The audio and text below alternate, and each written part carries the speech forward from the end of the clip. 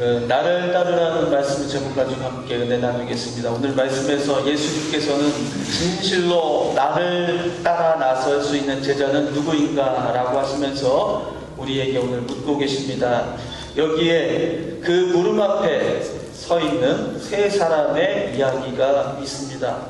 첫 번째 사람은 57절에 나와 있습니다. 57절에 보시면 함께 읽어보시면 길 가실 때에 어떤 사람이 여짜오되 어디로 가시든지 나는 따르리이다. 어떤 사람이라는 이 사람은 예수님께서 부르시지도 않으셨는데 예수님께 찾아왔습니다. 그리고는 나는 어디로 가시든지 나는 주님과 함께 가겠습니다 라고 범상치 않은 믿음의 태도를 주님 앞에 드립니다. 예수님께서는 마땅히 이 사람을 칭찬하시고 또 그 사람의 그 믿음을 보시면서 그 마음을 보시면서 제자로 받아들이는 것이 마땅한 상황일 수밖에 없지요. 누군가 예수님, 나도 한번 예수님 열심히 한번 믿어보겠습니다 하고 교회 문을 열고 찾아왔는데 반기지 않을 수가 있겠습니까? 그럴 수가 없는 거예요. 예수님에게 찾아온 이 사람 정말 어디든지 주님을 따라가겠습니다. 그렇게 주님 앞에 그 사람의 마음을 내놓았을 때에 예수님의 대답은 뜻밖이었습니다. 58절에 보시면 이렇게 말하죠. 말씀하시죠. 예수께서 이르시되 여우도 굴이 있고 공중에 새도 집이 있으되 인자는 머리 둘 곳이 없도다. 여러분, 이 말씀은 무슨 뜻입니까? 따라오라는 말씀이에요? 따라오지 말라는 말씀이에요? 따라오지 말라는 말씀이에요. 그죠? 겁을 주는 겁니다. 예수님 믿으면 복 받으니 잘 왔어, 네가 잘 찾아왔어 라고 반기시는 것이 아니고 나를 따르면 머리 들 곳도 없다. 그 사람의 그 의지를 단박에 꺾어버리는 말씀입니다. 예수님께서는 왜 이 사람의 그 패기 넘치는 믿음을 받아주시지 않고 격려하시지 않고 북돋아주시지 않고 실망시키는 것일까요? 매우 다분히 의도적인 예수님의 말씀이었던 것 같습니다. 예수님께서는 이 사람에게서 무엇을 보셨길래 이렇게 매정하게 말씀하셨을까? 여우는 굴이 있고 새는 집이 있지만 예수님 당신은 머리 둘 곳 없다. 왜 이렇게 말씀하신 것일까요? 당시 이스라엘에서 여우는 그냥 동물이 아니라 헤롯을 비유하는 그런 말이었어요. 헤롯이 여우였어요. 여우는 어떻게 삽니까? 죽은 사람 시체를 뜯어먹고 사는 게 여우의 습성이죠. 바로 헤롯이 이스라엘 백성들을 갈취하며 악행을 저지르는 그 모습을 여우에 비유하였습니다. 그래서 여우하면 사람들이 다 헤롯의 생각을 하는 거예요.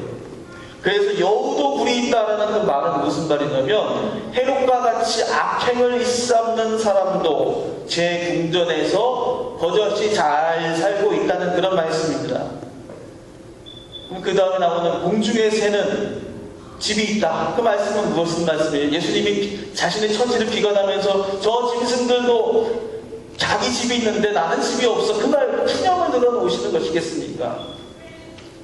공중의 새는 바로 당시 로마 황제의 그 문장입니다. 문장. 그러니까 동물이에요. 로마 황제를 상징하는, 황실을 상징하는 동물이 바로 독수리였어요. 그래서 예수님께서는 가이사, 시저를 공중의 새에 비유하신 것입니다.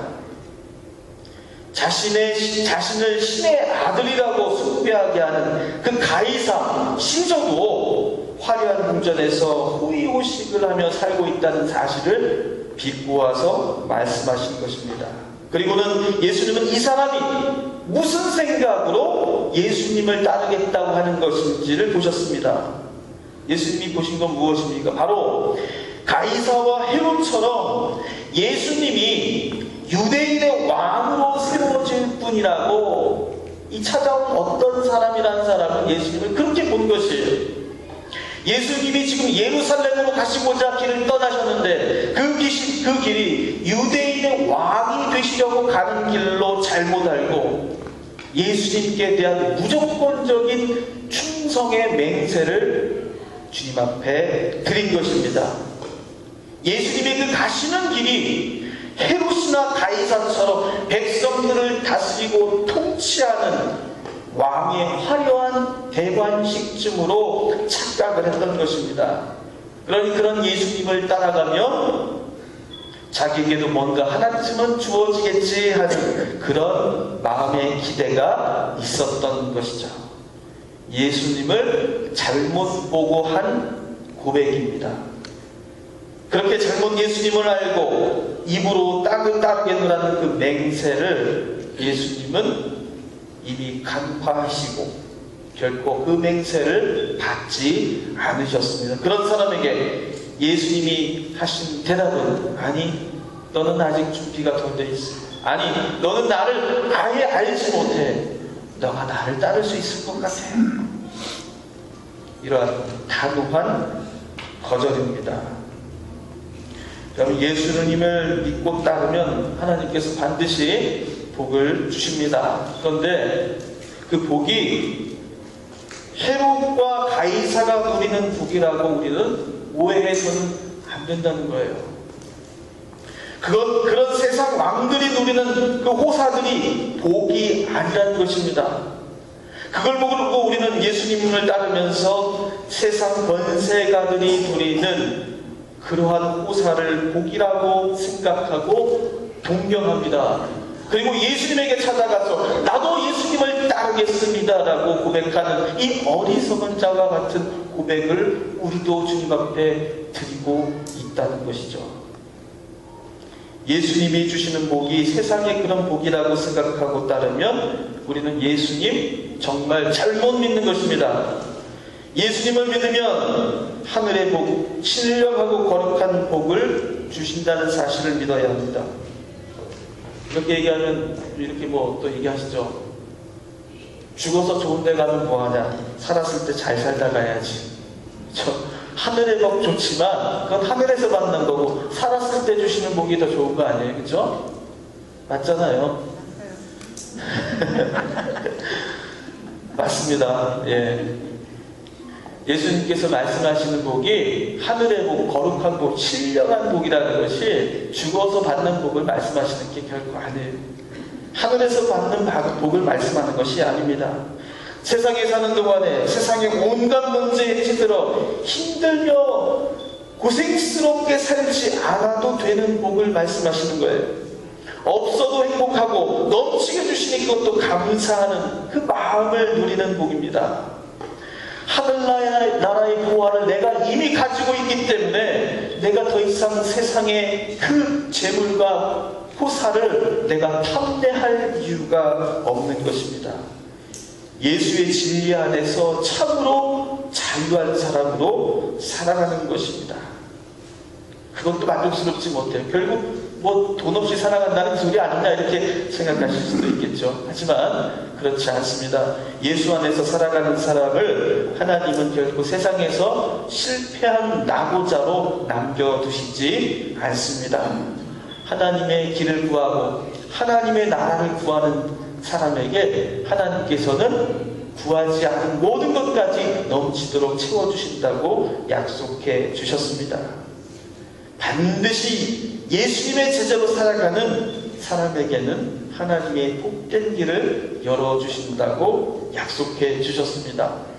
이렇게 첫 번째 예수님을 찾아온 사람은 예수님의 어떤 분이신지 모르고 잘못된 것을 구하는 그런 오류를 범했죠. 여러분, 우리가 예수님을 따른다는 것 말로 또 성경을 통해서 기도 가운데 수없이 우리 말로 되뇌입니다. 하지만 우리가 먼저 점검해야 될 것이 있어요. 나는 예수님이 무엇을 원하시는 분이신지, 무엇을 위해서 우리 곁에 오신 분이신지 제대로 알고 있는가?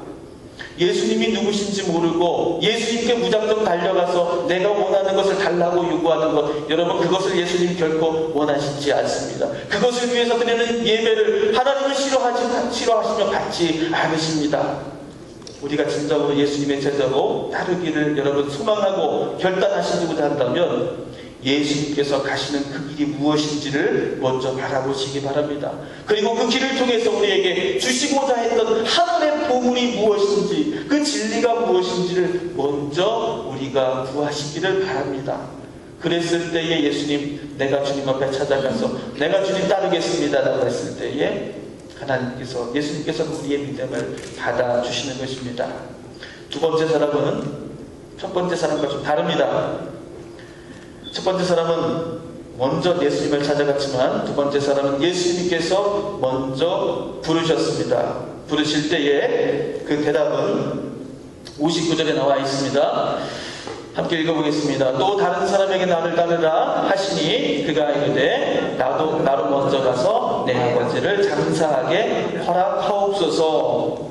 여러분, 이 사람의 말은 따르지 않겠다는 뜻은 아닙니다. 그죠? 다만 아버지의 장례를 치를 수 있는 그 시간을 양해받고자 하는 것입니다. 충분히 그럴 수 있는 사정이 있는 사람이죠. 그런데 이 말씀에 대한 예수님의 대답은 아주 곤혹스럽습니다. 60절 말씀이 나와 있죠. 이게 다시 한번 읽어보겠습니다. 이르시되 죽은 자들로 자기의 죽은 자들을 장사하게 하고 너는 가서 하나님 나라를 전파하라 하시고, 아버지의 장례는 죽은 자들에게 맡기고 너는 지금 당장 하나님의 일에 충실하라는 것입니다. 아무리 제자가 되는 일이 중요하고 예수님 따르는 일이 중요하지만 아버지의 장례도 못 치르게 하는 예수님이 너무하신 게 아니냐는 이야기가 터져나올 수밖에 없어요. 사람들이 이 말씀을 어떻게든 그래도 좀 앞뒤가 맞고 사람들이 받아들일 만한 말씀으로 해석하기 위해서 노력을 많이 했습니다. 공을 많이 들였어, 이 구절에. 그러니까 이 사람 아버지가 죽은 게 아니라 사실 병석에 누워 있었더라. 상상 얘기죠. 그런 내용이 나와 있지도 않습니다. 그런데 사람들이 이제 죽을 때가 다 됐을 아버지이지 죽은 건 아니다, 뭐 이런 얘기고, 육신의 죽음이 아니라 영적인 죽음을 얘기하는 거다, 뭐 여러 가지로 막 설명할 수 있는 설명은 다 갖다 붙입니다. 하지만 그런 모든 설명들도 사실 본문에 적절하지 못합니다. 근데 이 말씀을 당시의 장례 풍습을 이해하면서 들으면 그 뜻이 조금 분명해질 수 있습니다. 당시의 그 장례 절차는 이렇습니다. 사람이 죽으면 하루 만에 빨리 장례를 치르게 되어 있어요. 이틀을 넘기지 못하게 되어 있습니다. 아침에 돌아가시면 저녁까지 장례가 치러지는 거예요. 저녁에 돌아가시면 장례를 치를 수 없을 때 그 다음날 아침에 장례를 마쳐야 됩니다. 그 당시 그 더운 지방의 그 기후와 관련도 있고요. 또 모세율법에 그렇게 분명 신명기에 규정이 되어 있습니다. 장례는 그렇게 치러야 하는 것이죠. 그런데 이것이 장례의 끝은 아닙니다. 1년이 지나면 그 뼈를 이제 모든 살이 썩어 없어지고 뼈만 남게 된 그 뼈를 석골, 돌로 된 골함, 뼈함에다가 넣어서 보관을 하게 되면 그것으로 모든 장례가 완전히 마쳐지게 되는 것입니다. 이게 두 번째 장례식이에요.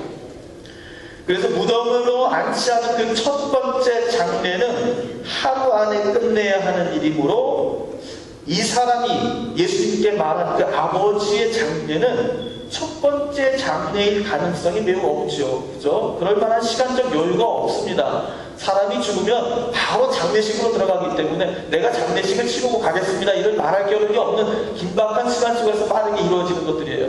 그래서 이 사람이 말한 장례는 두 번째 장례식을 말하는 것입니다. 첫 번째 장례는 모세의 율법이 정한 장례이지만 두 번째 장례는 시간을 다투는 긴박한 문제가 아니라 일종의 관습이고 습관이고 전통입니다. 사람들이 이 전통, 이건 성경에 나와 있는 전통이 아니라 탈무드에 나와 있는 전통이에요. 유대인들이 오랫동안 그렇게 지켜왔던 관습입니다. 사람들이 이 관습을 그렇게 중요하게 생각하며 지켰던 이유가 있습니다. 바로 육체가 부패하며 사라지는 그 과정들을 가지고 사람들은 그렇게 생각했어요. 죽은 자의 죄가 그 썩어져 없어져가는 그 살점과 함께 같이 사라진다라고 그렇게 믿었기 때문입니다. 그래서 마지막 남은 그 뼈를 석고람에 넣을 때는 가족들이 기뻐해요. 슬픈 날이 아니에요. 그때는 야, 이 사람이 모든 우리 아버지의 모든 살아생전의 모든 죄가 썩어 없어짐으로 다 사라지고 없어졌다라는 사실을 오히려 증명하기 때문에 두 번째 장례는 그 모든 일을 마치고 나서 사람들이, 가족들이 함께 기뻐한다고 합니다. 바로 이 사람들은 이 두 번째 장례를 치르면서 죄 사함에 대한 생각을 하게 되었죠. 그러나 예수님은 이런 유대인의 장례 풍습 안에 스며든 잘못된 관습, 믿음을 보셨던 거예요.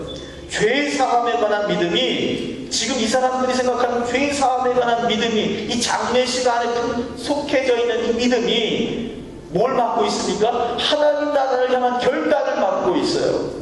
하나님 나라를 위해서 지금 행동해야 되는데 그 행동을 맡고 있는 게 무엇입니까? 사람이 정한 관습과 습관과 그러한 전통이 하나님의 길을 맡고 있다는 것입니다. 그것도 잘못된 죄사함에 관한 믿음 때문에 하나님의 일이 지체되고 있다는 것이에요. 사람의 죄는 살이 썩음으로 저절로 사라지는 것이 결코 아닙니다. 사람의 죄는 예수님을 그리스도로 믿고 회개할 때에 은혜로서 하나님에게 주어지는 죄사함의 은혜가 주어지는 것입니다. 예수님은 모든 사람들이 회개를 결단하고 하나님 나라가 임박했음을 이제 나가서 그를 통하여 드러나기를 원하셨습니다. 이걸 아는 사람들이 죄사함을 진정으로 얻을 수 있기 때문이죠. 장례를 지키고 두 번째 장례까지 다 마쳐야 그 사람의 모든 죄가 없어지는 것이 아니라 그 썩어 죽어가는 육신을 붙들고 그 곁을 지키는 것이 죄사함의 은혜가 아니라 지금 주어져 있는, 내 앞에 주어져 있는 복음을 너가 들고 나가서 전하는 것이, 그래서 살아있는 생명을 구하고 죄사함의 은혜를 선포하는 것이 너에게 주어진 시급한 문제이고 절체절명의 문제라는 사실을 제가 알지 못한다라고 말씀하시는 것입니다. 그러니 죽은 사람의 사이 썩기를 기다리면서 그 곁을 지키는 것이 중요하겠습니까? 지금 당장 나가서 진정한 죄사함의 길을 선포하는 것이 중요하겠습니까? 어떤 선택이 진정한 하나님의 은혜의 선택이고 죄사함의 길이고 구원의 길이겠습니까? 바로 두 번째 사람은 예수님을 앞에 두고 결단을 하기는 하려고 하지만 그 사람의 길을 막고 있는 게 있어요. 그게 뭐냐면 관습이에요. 관습. 오래된 생각, 습관.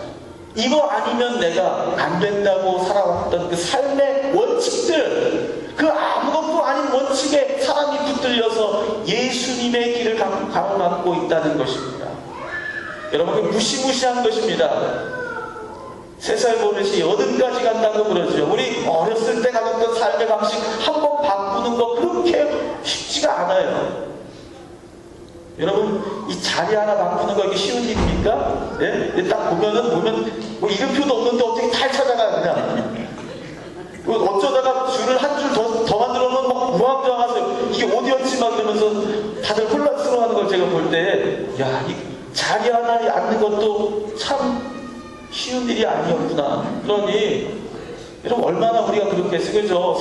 삶 속에서 살면서 내가 이걸 하나 바꾸면 안 될 것 같은 그 붙들고 살아가는 게 여러분 마음속에 한두 가지씩은 다 있단 말이에요. 그걸 붙들고 하니까 뭘 놓치게 됩니까? 당장 주어져 있는 그리스도의 복음을 놓치는 거예요.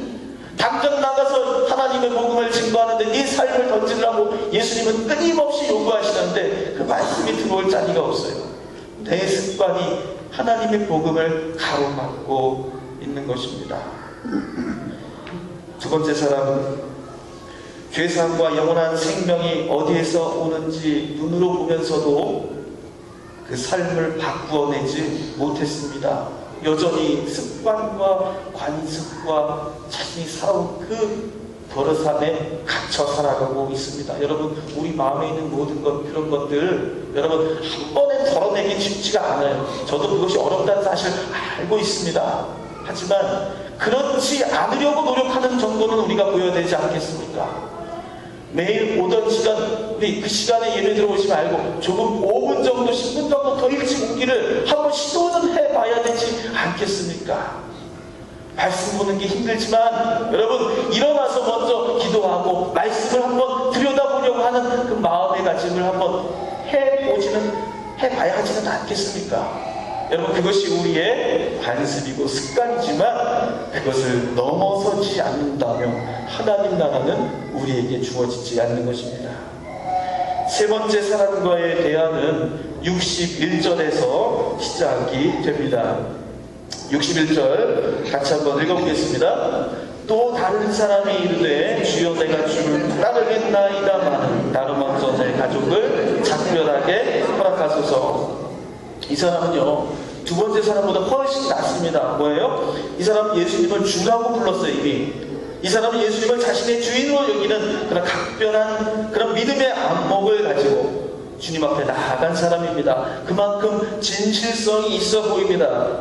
하지만 내 가족과의 작별 인사를 하게 해달라고 부탁을 합니다. 여러분 이것도 충분히 어려운 일이 아니에요. 들어줄 수 있는 말입니다. 그런데 예수님의 대답은 역시 단호하다 못해 정말 이러실 필요까지 있을까 할 정도로 매정하십니다. 뭐라고 말씀하셨어요? 62절 보시면 손에 쟁기를 잡고 뒤를 돌아보는 자는 하나님의 나라에 합당하지 아니하니라. 가족과의 작별 인사마저 허락하지 않으시는 것입니다. 너무 지나치신 거 아닐까요? 그러나 이 예수님의 말씀은 그냥 하신 말씀이 결코 아니에요. 이 말씀은 예리야가, 여러분 구약성경의 예리야 이야기 아시죠? 예리야가 엘리사를 제자로 부르는 장면을 빗대어서 하신 말씀입니다. 열왕기상 19장 19절부터 21절까지에 보면 이런 이야기가 나와요. 엘리야가 아합왕과 싸우잖아요. 그렇죠? 우상 숭배하는 아합왕과 싸운단 말이에요. 그러다가 도망가게 됩니다. 그러다가 호렙산에 숨어 있다가 하나님을 만나요. 하나님이 거기서 엘리야에게 약속을 해주십니다. 네가 지금 두려워 떨지 마라 이거예요. 내가 그 아합왕을 끌어내리고 그리고 새 왕 예후를 세우게 될 건데 너가 이제 가서 너를 대신하여 이제 선지자의 그 역할을 대언할 역할을 할 사람을 세우는데 그 사람을 엘리사로 하거라. 이렇게 거기서 하나님께서 그 말씀을 주십니다. 그 명령을 듣고 나서 엘리야는 길을 나서죠. 그럴 때에 엘리사를 만납니다. 엘리사가 뭐하고 있었냐면 소 12마리로 밭을 갈고 있었어요. 밭을 가고 있었을 때에 엘리야가 엘리사에게 엘리사 좀 비슷하죠. 다른 사람이죠. 엘리사가 제자가 된 사람입니다. 엘리야가 산에서 내려와서 엘리사를 봤을 때 겉옷을 벗어서 엘리야에게 던져요. 이게 무슨 행동이냐면 성경에 그런 얘기, 겉옷 던진다는 얘기가 많이 나옵니다. 왜 던지는 거냐면 겉옷, 옷이라는 건 신분이에요. 신분. 내 신분을 너에게 넘겨준다는 그런 뜻입니다. 그냥 그 나라의 관행 같은 건 그런 거예요. 그래서 엘리사가 겉옷을 엘리사에게 던졌을 때 엘리사는 뜻을 알겠죠. 나를 제자로 삼고자 하는 거구나. 그렇게 알아채고서는 엘리야 앞에 나가서 이렇게 부탁을 합니다. 열왕기상 19장 20절에 나와 있어요. 함께 읽어보겠습니다. 그가 소를 버리고 엘리야에게로 달려가서 이르되 청하건대 나를 내 부모와 입맞추게 하소서. 그리한 후에 내가 당신을 따르리이다. 엘리야가 그에게 이르되 돌아가라. 내가 내게 어떻게 행하였느냐 하니라. 엘리사는 지금 엘리야에게 부모님 가겠습니다. 겉옷을 던진 당신의 뜻을 알겠고 따라 나설 텐데 단지 부모님과 작별 인사만 좀 하게 해주세요. 그렇게 엘리야에게 청원합니다. 그런데 엘리야가 이렇게 말하는 것이죠. 그냥 돌아가라. 됐다. 없는 일로 하자. 그러자 엘리사는 당황했어요. 그죠? 그리고 나서 깨우쳤습니다. 그리고 나서 집에 가서 어떻게 했어요? 자신의 소들을 다 죽여서 태워가지고 잡아가지고 사람들에게 나눠주고 그리고 쟁기를 다 불사릅니다. 그리고 나서 엘리사를 따랐다고 그렇게 성경에 기록합니다. 예수님께서 이 마지막 세 번째 사람, 가족과의 작별 인사를 청하는 이 사람에게 예수님께서는 엘리사의 이야기를 통해서 말씀해 주셨습니다. 엘리야는 왜 엘리사의 청을 어렵지 않은 그 청을 거절한 것입니까? 왜 거절했어요? 엘리야는 지금 어떤 상황에 있습니까? 우상 숭배의 근원인 아합 왕을 끌어내리고 새로운 왕을 세워야 하는 정말 개벽하는 절체절명의 정말 중요한 순간에 있습니다. 이 계획은 엘리야 자신의 계획이 아니라 하나님의 계획이자 하나님의 명령입니다. 한시도 지체할 겨를이 없습니다. 이 일을 실행해야 하는 그 사람은 그 마음에 결코 다른 생각을 품어서는 안 됩니다.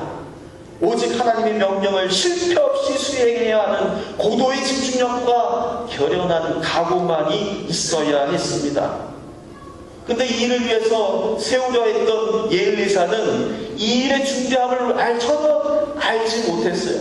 엘리사는 정말 비장한 각오로, 비장한 마음으로 엘리사에게 겉옷을 던졌건만 이 엘리사의 행동은 실망스러웠던 것입니다. 지금 그럴 여유가 없고 이 정말 위대한 중요한 계획을 발설해서도 안 되고 모든 사람들이 정말 하나가 되어서 움직여야 될 그때에 부모님과의 작별 인사를 구한다는 것, 가족과 농산일에 연연하는 것을 보면서 엘리야는 내가 사람을 잘못 봐, 하나님께서 사람을 잘못 세우셨나? 그만한 자격으로는 하나님의 일을 결코 감당할 수 없을 텐데 이 길은 고난의 길이고 너의 생명을 가지고 걸고 해야 될 일인데 이 정도의 각오로, 이 정도의 모습으로 하나님께서 이 사람을 세우셨던가 하면서 엘리야는 마음속에 실망감이 가득 찼던 것입니다. 그런 엘리야의 실망스러운 태도를 보고 엘리사는 그 순간 자신에게 주어진 책임이 얼마나 막중한 것이었는지를 그제서야 비로소 깨달았습니다. 그래서 이제 내가 하나님 명령 위에는 다시는 다른 것 어떤 것도 돌아보지 않겠다는 그러한 징표로 모든 소를 다 죽이고 모든 쟁기와 농사기구를 다 불태워서 더 이상 뒤를 돌아보지 않도록 배수진을 치고 하나님을 따라 나선 것입니다. 예수님 엘리야를 따라 나선 것입니다. 하나님의 나라를 위해서 예수님을 따라 나서야 하고 예수님과 함께 살아야 하는 우리는 적어도 이 정도의 책임을 가지고 있어야 한다는 것을 말하는 것입니다. 한순간의 망설임과 주저함도 허락하지 않는 긴급하고 엄중한 그런 선택의 순간 안에 우리는 늘 놓여져 있다는 것입니다. 엘리야는 정말 중요했어요. 아합이 죽느냐 아니면 엘리야가 죽느냐, 우상이 사느냐 하나님이 지느냐, 이 갈림길에서 엘리사가 쟁기를 태우고 소도 다 불태우지 않으면 안 되었던 것처럼 나를 따르라는 예수님의 명령은 그저 그냥 해도 되고 그냥 내가 상황이 되었을 때에 드릴 수 있는 선택 이런 것이 결코 아니라 생사를 다투는 인생의 가장 중요한 문제라는 것입니다. 온 생애를 내가 다 걸어서라도 얻어내야 할 가치 있는 것이라는 거예요. 그렇게 달려들지 않으면, 그렇게 목숨 걸고 달려들지 않으면 하나님의 나라가 그냥 주어지는 것은 아니라는 것입니다. 여러분, 우리가 언제 죽을 줄 알겠어요? 예수님 믿으세요. 예수님 내가 믿고 싶다고 믿어지나 성령님이 나를 사랑하시고 하나님이 나를 구원하실 계획이 있으면 내가 믿고 싶지 않아도 하나님이 나를 인도하실 거야. 야, 난 이런 말씀 유창하게 하시는 분 보면서 대단하시다 정말. 반박할 논리가 없어요. 어차피 하나님께서 구원하시고 이끄실 거라면 언제 뭐 하시지 않겠느냐. 내가 하고자 한다고 해서 되겠느냐. 맞죠? 믿음은 하나님이 주시는 선물이지 내가 하는 행동에 나의 결정은 아니란 말이에요. 그 말씀은 어디서 그렇게 잘 주워서 담으셨는지 그렇게 얘기하십니다. 여러분, 그러다가 사람이 가는 건 한순간이에요. 안타까운 일도 많잖아요. 그죠?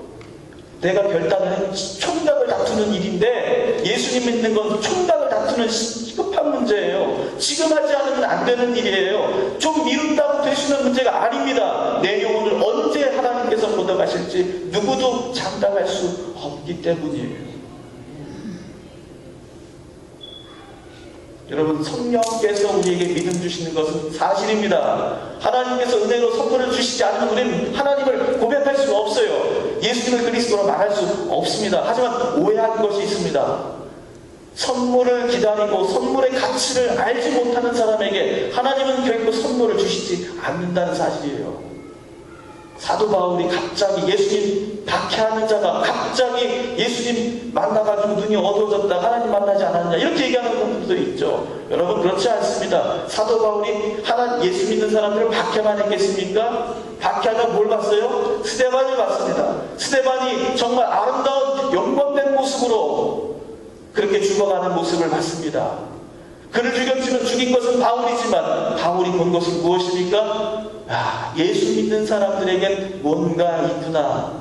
그는 끊임없이 괴로워하고 스스로를 자책하면서 도대체 이들이 믿고 있는 믿음이 무엇인가에 대해 끊임없이 하나님께 물었을 것입니다. 그는 또한 성경에도 능통한 자라고 했어요. 오랫동안 율법 안에 살았던 사람입니다. 그에게 물었던 그 질문, 나는 정말 옳게 믿고 있는 사람인가를 주님 앞에 끊임없이 물었을 때에 하나님이 답해 주신 거예요. 예수님을 만나게 해 주신 것입니다. 하나님이 주시는 그 하나님 나라의 가치를 귀중하게 여기지 못하고 기다리지 않고 구하지 않고 주실 때 받으려고 하지 않는 사람에게 하나님 결코 그냥 주시지 않습니다. 개에게 거룩한 것을 주지 말고 돼지에게 진주를 던지지 말라고 하셨어요. 그 가치를 알지 못하고 하나님 나라의 귀중함을 알지 못하는 사람은 선물로 주어지지 않는다는 것입니다. 여러분, 그 모든 이야기는 다 변명거리예요. 내가 조금 늦추고 내가 조금 세상에서 구속되지 않고 예수님에게 구속되는 것이 구속이라고 생각하는 사람들에게는 그 모든 것들이 핑계거리입니다. 시급함을 알지 못해요. 내 뒤에서 지금 칼을 들고 쫓아오는 사람이 있는데 내가 지금 누구에게 인사를 하고 가겠다느니 이런 말을 하는 그런 어리석은 사람은 없을 것입니다. 여러분, 내 인생의 모든 것을 다 걸어서라도 얻어내야 할 문제가 바로 하나님의 나라입니다. 예수님은 그것을 위해서 우리를 부르셨어요. 여러분은 다행히도 그 말씀에 응답하신 분들입니다. 여러분, 그 말씀에 응답하셨기 때문에 여러분들에게는 하나님 나라의 소망이 있는 것이죠.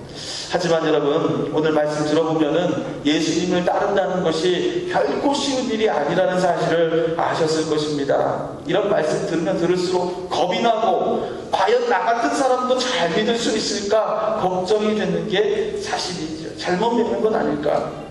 여러분, 하지만 걱정하지 마십시오. 비단 우리만 그런 느낌을 갖는 건 아닙니다. 누가복음 9장 51절 함께 보시면 거기서도 이런 말씀을 우리가 알 수 있어요. 예수님도 예루살렘으로 가시기까지 결코 쉬운 결정을 하신 것은 아니라는 사실입니다. 함께 읽어보겠습니다.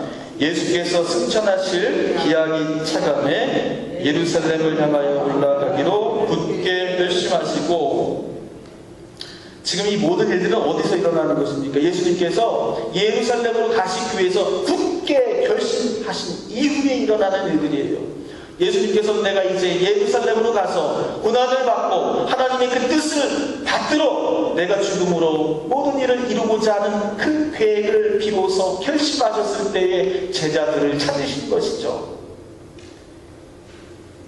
예수님도 하나님의 계획을 이루시기 위해서 어떻게 하셨다고 했습니까? 굳게 결심을 하셔야 했어요. 그 정도로 예루살렘으로 향하는 하나님의 그 죽음의 고난의 길을 받드는 길은 너무나도 힘들고 어려운 길이었다는 사실을 말해주는 것입니다. 예수님도 굳게 결심하셔야 했을 정도이니 우리는 오죽하겠습니까? 믿음 생활 다시 좀 잘해보자고 마음먹어도 잘 안됩니다. 당연합니다. 그러나 중요한 것은 당연한 것을 당연하게 여기고 인정하고 받아들이고 그 안에 적응하고 익숙해지지 말아야 한다는 것입니다. 믿음 생활 대충 잘해보자는 생각이 아니라 우리도 예수님처럼 굳게 결심해야 한다는 것이에요. 아니 그보다 더 해야 하지만 적어도 예수님만큼은 굳게 결심해 봐야 한다는 것입니다. 예수님을 진정으로 따르고 주님의 길에 쓰임받는 제자로 되기 위해서 매일같이 주님 앞에 굳게 결심해야 하겠습니다. 여러분 그렇게 굳게 결심하실 때에 예수님께서 여러분들을 다시 한번 하나님의 귀한 일에 쓰임받고자 부르실 때에 주님, 내가 주님을 따르겠습니다. 그 어떤 이유와 핑계와 변명도 늘어놓지 않고 그 예수님 가시는 그 고난의 길을 나도 가겠습니다 라고 주님 앞에 우리의 고백을 드릴 수 있는 것입니다. 그리스도께서 하나님의 부르심에 순종하며 결심하신 것처럼 우리도 예수님의 결심을 따르시기를 바랍니다. 그러실 때 여러분 주님의 길을 따르는 자들에게 하나님께서 돌보아 주시고 또 좋은 길로 인도해 주시는 은혜가 우리에게 있을 줄로 믿습니다. 이 사순절이 시작되죠. 이 사순절 또한 기도하시면서 나는 예수님의 길을 진정으로 따르는 자인가, 우리 그런 교회인가를 한번 묵상하시면서 주님 앞에 귀한 결단 드리시기를 축원합니다. 기도하겠습니다.